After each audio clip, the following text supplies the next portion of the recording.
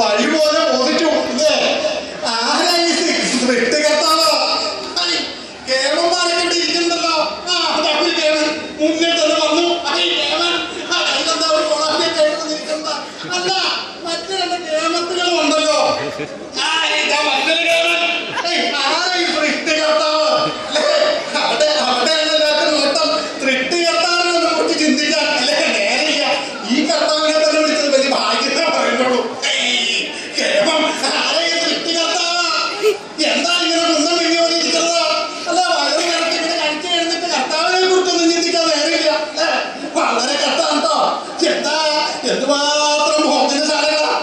വയസ്സിൽ തീയാകുക. അപ്പയാണ് ഈ ഒരു കുന്തത്തിനെ കാണാനായിട്ട് സമയം. ആരായി സൃഷ്ടികർത്താവ്? സൃഷ്ടികർത്താവ് ആരാ? പല പേരുകൾ കേട്ടതായിട്ട് അല്ലേ? എന്താ പേര്? നല്ല പേരുണ്ട് അല്ലേ? എന്താണോ പേര്? എന്റെ പേര് രാധ. രാധയോ? താനിതാണല്ലേ? മീശോട്ടിരിക്കാൻ രാധ പേര് പറയണ? അങ്ങനെയല്ല, എന്റെ പേര് രാധാകൃഷ്ണൻ. പിന്നെ ചുരുക്കി സ്നേഹത്തിന് ആദ്യം വന്ന് രാധേ രാധേ എന്ന് വിളിച്ചു അല്ലേ? ഇങ്ങനെ ഒരു പേര് കേട്ടതായിട്ടുണ്ട്. പിന്നെ മറ്റൊരു പേരുണ്ട്. കണ്ടാൽ ബേബിയാന്ന് തോന്നുമോ? ഇല്ല അല്ലേ? പക്ഷെ പേര് ബേബിന്നാ. ഇങ്ങനെയുള്ള ചില പേരുകൾ. എന്താ വലിയ ആളുകളും കൊച്ചാളുകളൊന്നും ഇല്ല, പേരങ്ങോട്ട് ബേബിന്നില്ല അല്ലേ? ഇങ്ങനെ ചില പേരുകൾ. ഇനി മറ്റൊരു പേരുണ്ട്. എന്താണ് എന്താണ് എന്റെ പേര്? എന്താണ് എന്റെ പേര്?